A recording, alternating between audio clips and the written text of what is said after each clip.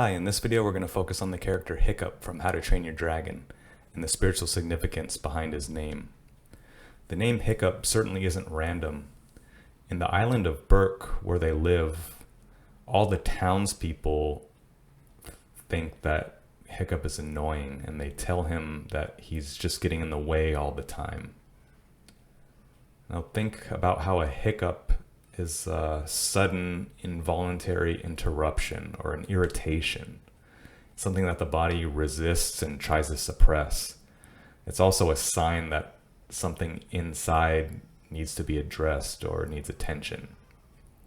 Going even further, a hiccup is a disruption of the breath, and the breath is the airflow that sustains life. And in scripture, the breath represents spirit. So Hiccup's very name shows that he comes into Berk as a disturbance in the spiritual atmosphere. See, their whole culture has been dominated by this worldly us versus them mindset. And this has really cut them off from a higher spiritual life. So spiritually, Hiccup is that disruptive impulse sent to wake up the people of Berk.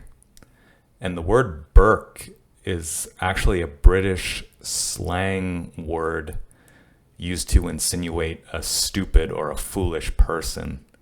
So the very name of the town that they live in describes how limited their outlook really is. Hiccup is born into a culture that prides itself on its own narrow understanding, a place content in its ignorance of the truth.